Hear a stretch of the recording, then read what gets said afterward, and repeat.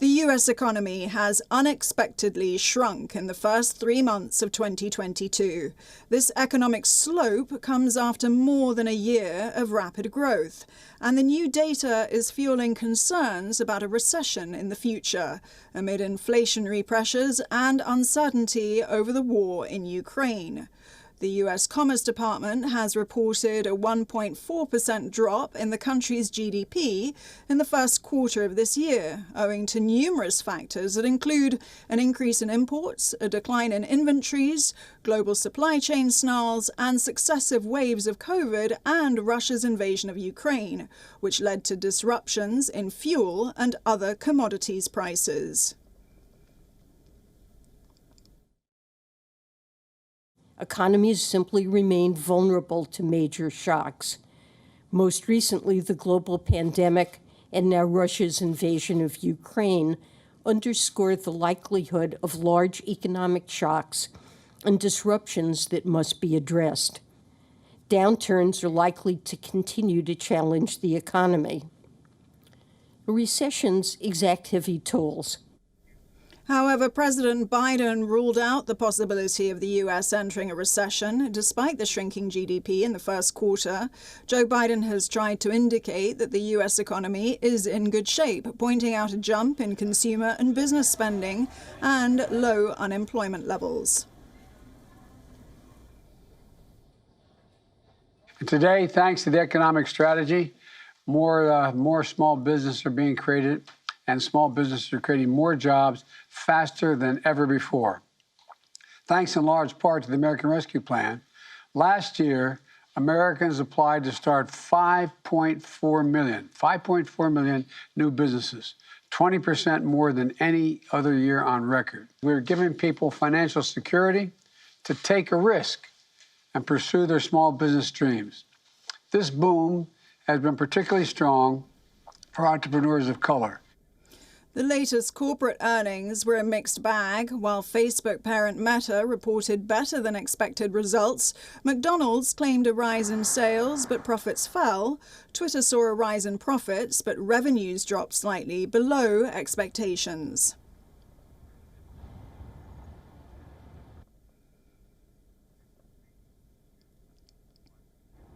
New York City is putting one of the nation's most far-reaching salary disclosure laws into practice. The pay transparency law will require employers to disclose salary ranges in job advertisements. It's intended to close wage gaps for women and non-white employees who are paid less than white men. But the enforcement might get slightly delayed after lawmakers voted to postpone it. Just 4 months ago, New York City lawmakers overwhelmingly voted to require many ads for jobs in the nation's most populous city to include salary ranges in the name of giving job applicants a better shot at fair pay. But on the cusp of implementing the measure, lawmakers will likely vote on Thursday to postpone it for 5 months after employers waved red flags. The debate marks a prominent test for a bargaining slate of U.S., quote, pay transparency laws. The answer seems simple to 23-year-old Brooklyn restaurant server Elizabeth Stone. Having all of these postings with different information, not knowing how much I could make to pay for my apartment was like a real pain that I felt, and it was really challenging. Stone goes through job ads that are mum about pay, leaving her wondering whether to try to move on from an employer she likes but wishes paid more, and feeling that she has no leverage to push for a raise. Over the last 4 years, at least 7 states from California to Connecticut have started demanding that employers disclose salary information to job seekers in some circumstances. Colorado broke new ground with a 2019 law that requires a pay range in all job postings. New York City's new law is similar but applies only to employers with 4 or more workers. That amounts to roughly 90% of the workers in the city. The laws have been propelled by a gradually shrinking but stubborn discrepancy. The median pay for full-time female workers was about 82% what men made in 2020.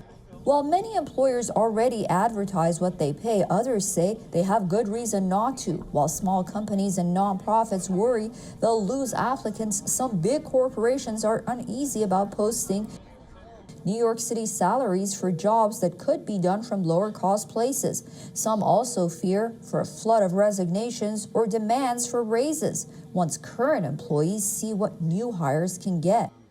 New York lawmakers are now proposing to tweak their legislation to exclude all jobs which are entirely carried out elsewhere and also change the effective date from May 15th to November 1st. Susan Tehrani reporting from New York for WION The World this one. As the war in Ukraine continues, Russia has retaliated against Western sanctions by halting its gas supply to Poland and Bulgaria. Let's see how this decision is impacting different parts of Europe. In Italy, a new measure is being implemented called Operation Thermostat because of the Russian gas crisis. Starting in May, schools and public buildings in Italy will not be allowed to set air conditioning below 25 degrees Celsius in summer and beyond 19 degrees Celsius in winter. The measure aims to help Italy deal with the energy crisis. It's not known exactly how this plan will be implemented. However, it has been estimated that the measure will reduce Italy's fossil fuel use. The Italian government is taking additional steps to increase energy supplies. It has already signed deals with Qatar, Algeria, Angola and Egypt. Meanwhile, Bulgarian Prime Minister Kirill Petkov has urged Europe to find alternatives to Russian gas. Petkov has assured people that Bulgaria has alternative choices. European Commission President Ursula von der Leyen has said that Poland and Bulgaria are now receiving gas from their European neighbours. Gazprom's announcement that it is unilaterally stopping gas deliveries to certain EU member states is another provocation from the Kremlin. But it comes as no surprise that the Kremlin uses fossil fuels to try to blackmail us. This is something the European Commission has been preparing for in close coordination and solidarity with member states and international partners. Our response will be immediate, united and coordinated. Meanwhile, Uniper, one of Germany's biggest energy firms, says that it is preparing to pay by a different method for the Russian gas it's buying. Critics of the proposed payment methods say that such a step will undermine EU sanctions. Uniper says it will make payments in euros, which will be converted into Russian rubles. The step meets a crucial Kremlin demand. Russia has been asking all transactions to be made in its own currency, that's rubles. Uniper has said that it has no choice, but it would still abide by EU sanctions. Germany is heavily dependent on Russian gas. The country has warned that it could go into recession if it were totally cut off from Russian energy. Other European energy firms are reportedly preparing to take similar steps. Meanwhile, Russian energy giant Gazprom has announced a huge net profit for 2021. This has been triggered by high energy prices amidst the ongoing Ukraine-Russia crisis. The group, which is controlled by the Russian state, released a statement. It said that the main factor that affected the financial result was an increase in gas and oil prices. This resulted in an increase in sales and an increase in the cost of purchased gas and oil. Its net profit, attributable to shareholders, amounts to $29 billion. This is up from more than a $1.8 billion profit recorded in the year 2020. This was when profits fell due to the pandemic and declining energy prices.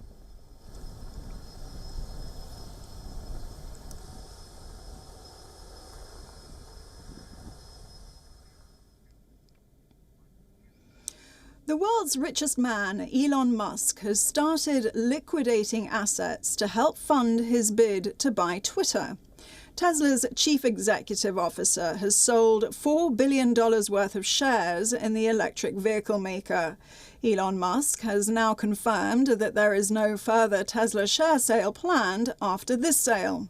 According to its filing with the stock exchange regulator, the SEC, Musk sold 4.4 million shares on Tuesday and Wednesday, which equates to 2.6% of his stake in the company. Elon Musk is going to buy Twitter for $44 billion in a cash transaction that will shift control of the social media platform populated by millions of users and global leaders to him. As part of the deal, Musk would also provide a $21 billion equity commitment.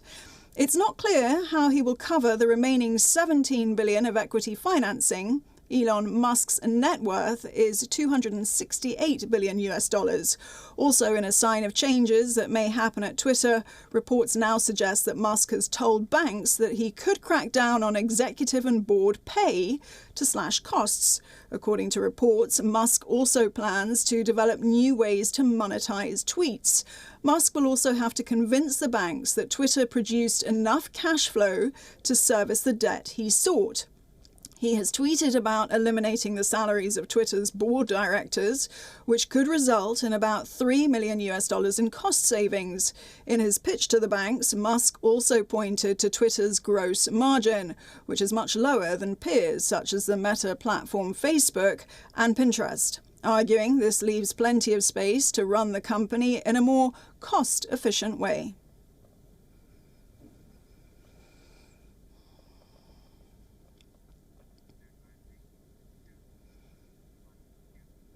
Meanwhile, the iPhone maker Apple has revealed its financial results for the first quarter of 2022, and it's become the world's first company to hit the $3 trillion market valuation. The CEO, Tim Cook, has warned that sales could take a hit of up to $8 billion. Apple gave a warning Thursday that it could take a hit of up to $8 billion in sales because of supply chain bottlenecks in this quarter. Shares took a dip after executives laid out their gloomy outlook on a conference call, down more than 2% in late trade. The news outweighed happy news of a strong start to the year for Apple, where it saw record profits and sales from January to March. Now, Apple CFO Luca Maestri has warned in an interview that COVID-19 lockdowns across China have affected production, especially in a corridor in Shanghai, and that the war in Ukraine is denting sales and growth is slowing in services, two areas the iPhone maker sees as its engine for expansion. Maestri says that the Ukraine crisis, which led Apple to stop sales in Russia, would cut sales more deeply in the fiscal third quarter. CEO Tim Cook said that almost all of the Chinese factories doing final assembly of Apple products had restarted after recent COVID shutdowns, but the company is not forecasting when the chip shortage, mostly affecting older products, would end. Cook also said he hoped COVID issues would be transitory and get better over time. Apple's overall fiscal second quarter revenue was $97.3 billion, up 8.6% from last year and higher than analysts' average estimate, according to Reuters data. The company has also said it now has 825 million paying subscribers across its at least 7 subscription offerings, like Apple Music and TV+, up by 40 million from the quarter before. Growth it's reporting as rivals like Netflix report subscriber loss. Moving on to East Africa, an Ethiopian hospital is flooded with a rising number of suffering children. These children are suffering from malnutrition, a problem that continues to worsen as Ethiopia witnesses the worst drought in 4 decades. At a paediatric ward in Gode, mothers cradle their malnourished children. The hospital in Ethiopia's Somali region has seen an increasing influx of starving kids, victims of the worst drought to hit the country in 40 years. Paediatrician Mohammed Amin said numbers started to spike around 5 months ago. There is an increase in number, and there is, due to the increase in number and due to the droughts which are available in our area, are some of the causes we are seeing. Amin says they've treated 140 malnourished children and that 4 have died. On Tuesday, the UN's aid chief, Martin Griffiths, warned that close to 2 million children are at risk of starving to death in the Horn of Africa region. Many families, like Nimo Mohammed's, have left their home to seek aid. She's staying in a camp and says the adults go without food so that the children can eat once a day. I have 9 children. I had a home and property just like everyone. I am 9 months pregnant, and if I gave birth tonight, this is where I will be sleeping. Things are tough here. This is where we live, 11 people, and we're in this situation because of the drought. More than 10,000 people are getting aid in the Somali region. 7.2 million across Ethiopia are food insecure, an increase of 2 million over the last 2 months, says World Food Programme spokesperson Claire Neville. We know that over a quarter of children are suffering malnourishment, and over a third of pregnant and breastfeeding women are severely malnourished because of this drought. So it's essential that we get nutritionally fortified foods to them right now. The WFP says the Horn of Africa is facing its driest conditions in more than 4 decades. That's after 3 consecutive rainy seasons failed. The organisation says 15 million people need food aid across the region, a figure that could rise to 20 million by the end of the year. Uniforms are mandatory in the public schools of South Africa, but not every family can afford uniforms though. To rescue such families, there's an NGO called Project Restore, which was launched in 2015. They help the children with a very simple idea. Stay with us to find out in our next report. This luxury hotel with views over Cape Town draws clients who want the best. This starts with the bed linen, thrown out well before it wears through.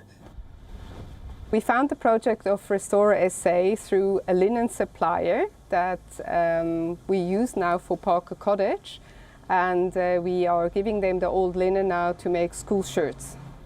The project, called Restore SA, transforms linen into school shirts. More than 100,000 children have been clothed since 2015. When old linen is collected, it ends up in this workshop. A single bedsheet has enough material for 5 shirts in a vastly unequal country where school uniforms are compulsory. The project is the brainchild of Daneline Johannesson, who believes that no child should leave home in rags. We wanted to look at a way, how do we keep our children in school? How do we get them dressed for school? And how do we just, boost their self-esteem? It is an irony that school uniforms, meant to erase differences in social class, cost much too much for South Africa's poor. All the more so after the COVID-19 pandemic and unemployment passing 35%. So the shirts are a big help to mothers like Lamise Peterser, who lives with her family in a township 200 kilometres west of Cape Town. Today I came here to collect a shirt for my daughter, and I'm very blessed. With fresh linen and loving tailoring, the shirts can hold up to the best, even those straight from the shop. Thousands of jellyfish have taken over a port in Italy, swimming in blue crystal waters. These jellyfish are assumed to be washed away by wind effects and ocean temperatures.